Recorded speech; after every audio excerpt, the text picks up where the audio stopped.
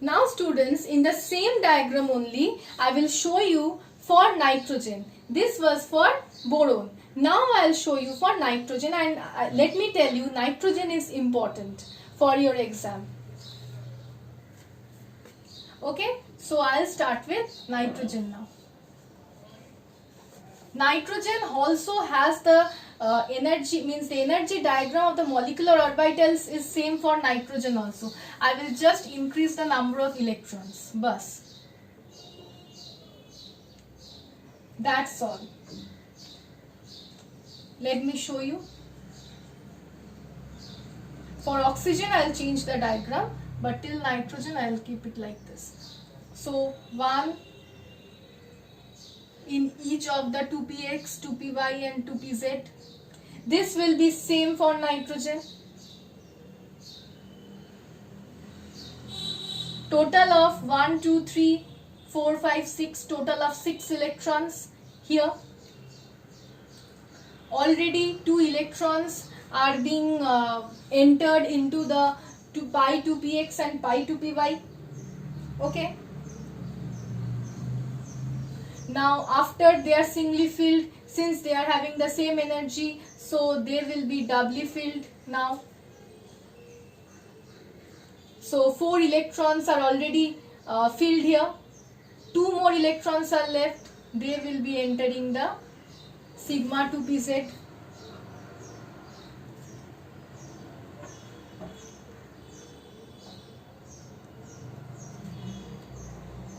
They will be entering the sigma 2pz. Okay. So what will be the electronic configuration of nitrogen? Sigma 1s2, sigma star 1s,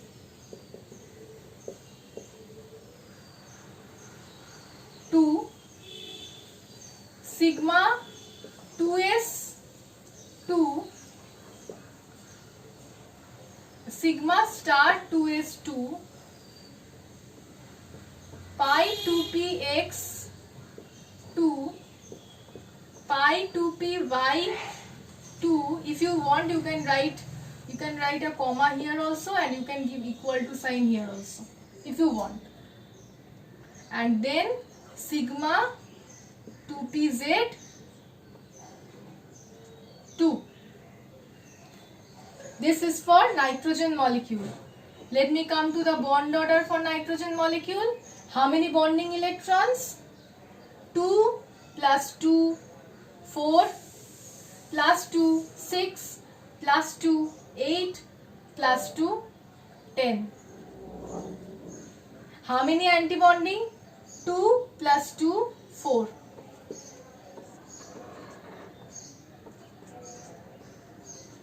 Yes, we all know that nitrogen is bonded by 3 bonds, and hence the bond order is 3 in case of nitrogen. If you look into nitrogen molecule, you will see that all the electrons in all the molecular orbitals are paired. Hence nitrogen molecule is a diamagnetic molecule. See, all the electrons are paired in the molecular orbitals. So nitrogen is diamagnetic in nature. Okay. Now I have done for nitrogen. Now I can do for nitrogen plus. If I will do for nitrogen plus, then I will remove 1 electron. I can remove 1 electron. From where will I remove this electron? Anyone, either this or this. I am removing from this only. 1 electron is less, so the highest orbital will have 1 electron less.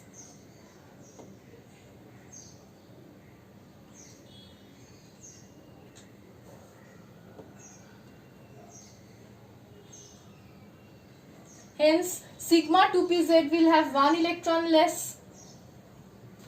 So, sigma 2pz will have like this.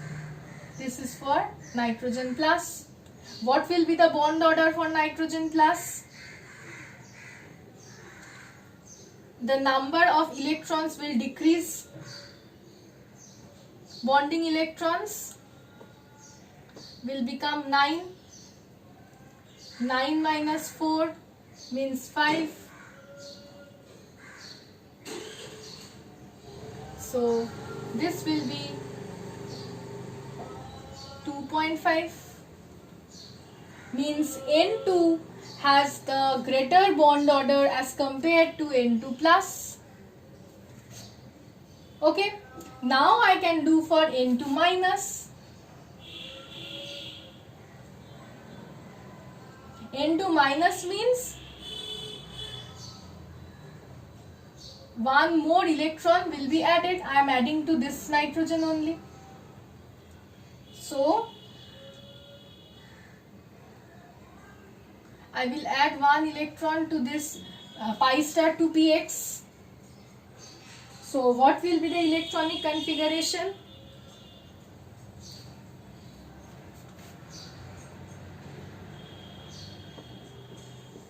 Pi star 2px 1, and this is for nitrogen minus ion.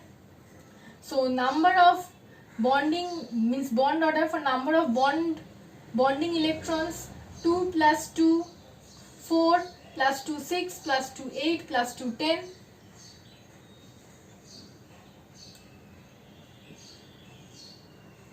Number of antibonding electrons 2 plus 2 4 plus 1 5. So 10 minus 5 will give you 5, and the bond order will be 2.5 only.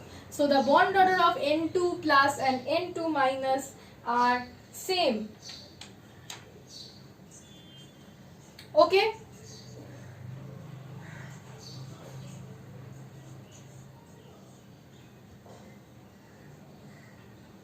So now I can show you for N2 2 minus also. N2 2 minus also. Then one more.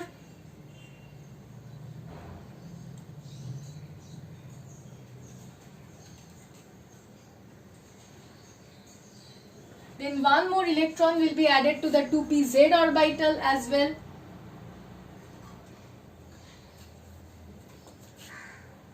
So one more electron in pi star 2py.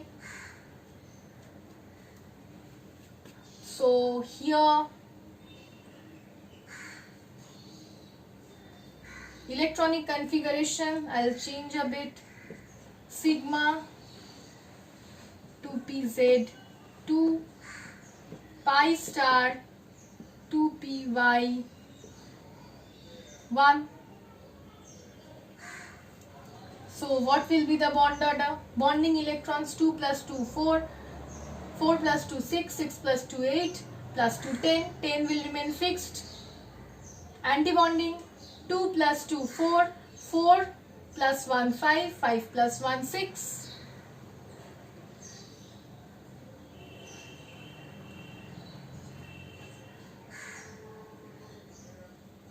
So the bond order will become 2.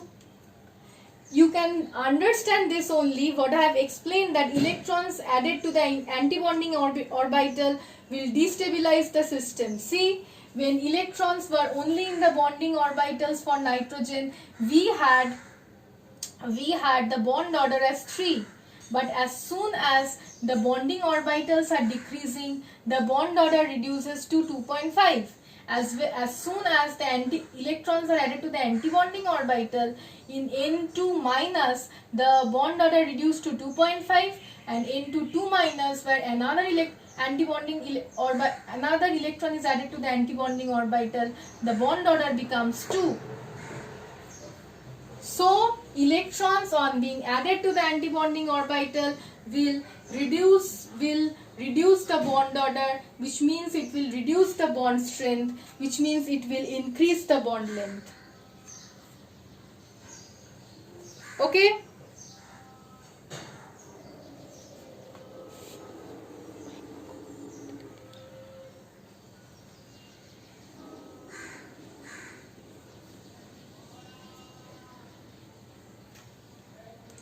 Okay, so this was about nitrogen. Now I'll come to oxygen.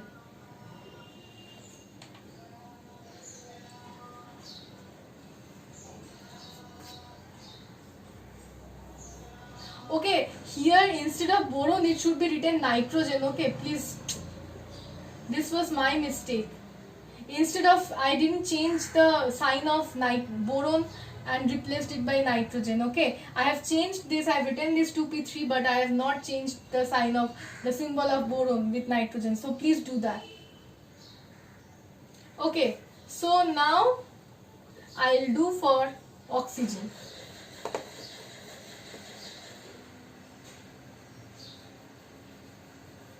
We will rub this.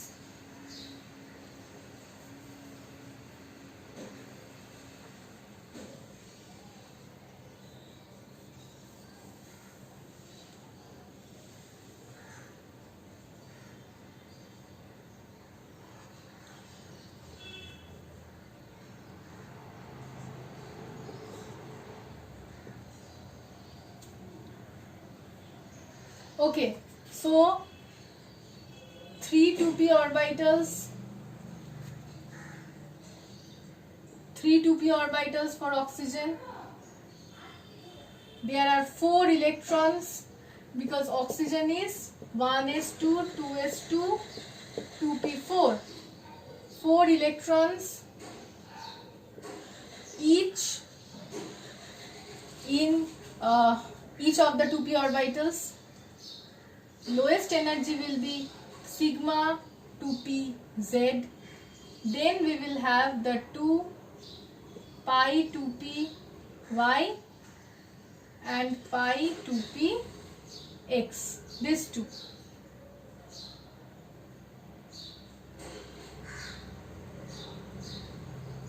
This is pi star 2px, pi star 2py, and this is sigma star 2pz.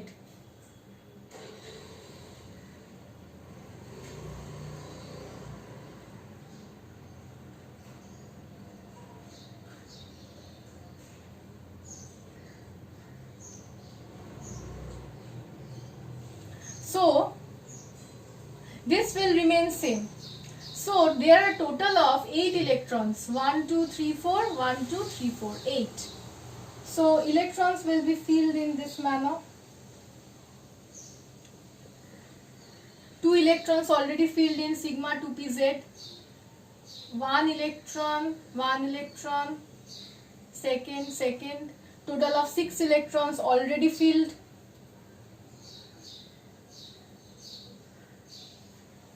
So this will be for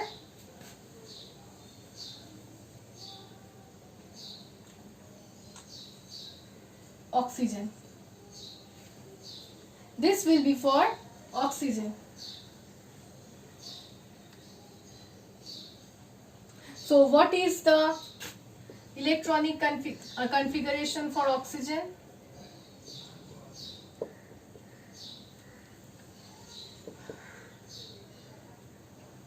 Sigma 1s2, sigma star 1s2, sigma 2s2, sigma star 2s2, sigma 2pz 2,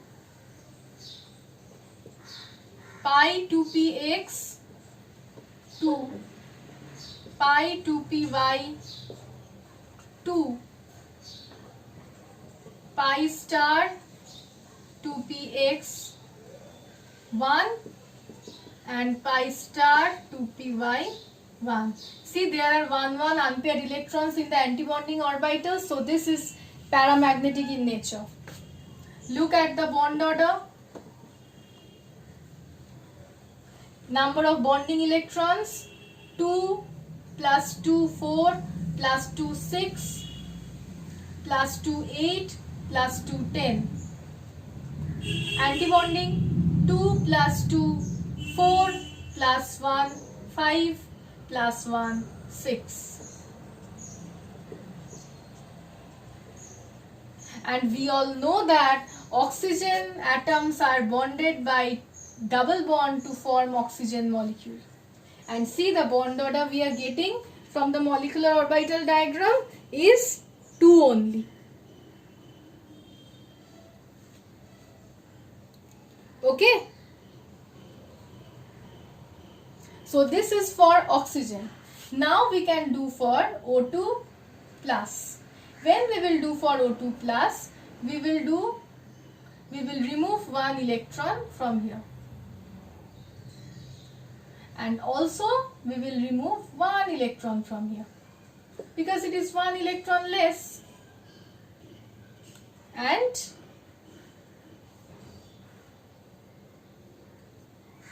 what will happen? One electron in the antibonding orbital will be removed. And we will get the bond order as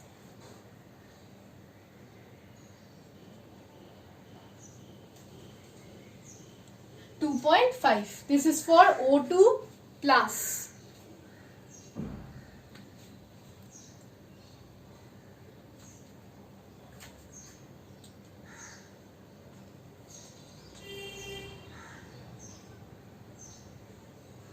Okay. Now I'll come to O2 minus.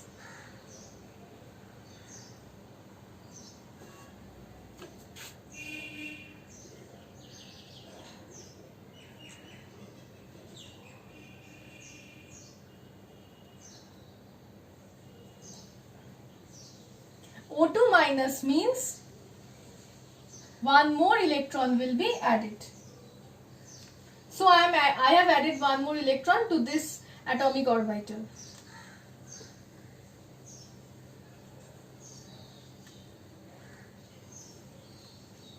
And here 2 pi star 2px. So pi star 2px, now we'll have 2 electrons, and pi star 2py 1. So bonding electrons will remain same. Antibonding 2 plus 2 4 plus 2 6 plus 1 7. 2 plus 2 4 plus 2 6 plus 1 7.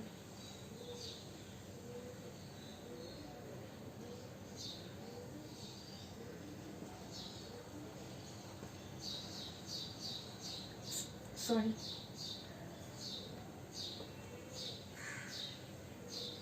.5.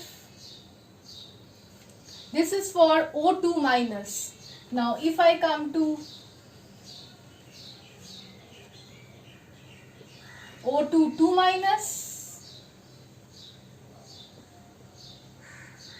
then I will add one more electron to this orbital, this atomic orbital, and one more electron will be added to the pi star 2py.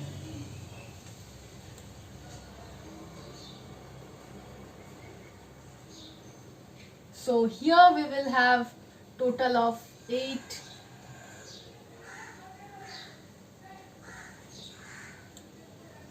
And the bond order will become 1. But in O2 2 minus, see, all the electrons are paired in the molecular orbital. So in O2 2 minus will be diamagnetic in nature.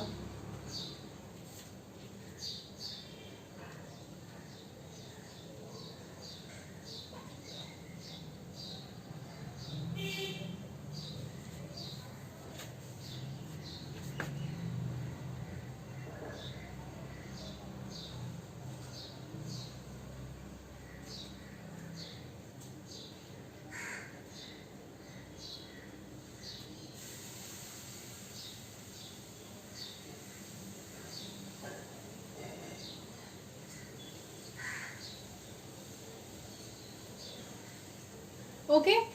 Now let me just clarify you one thing, that in many books you will see that sigma 1s and sigma star 1s is not shown.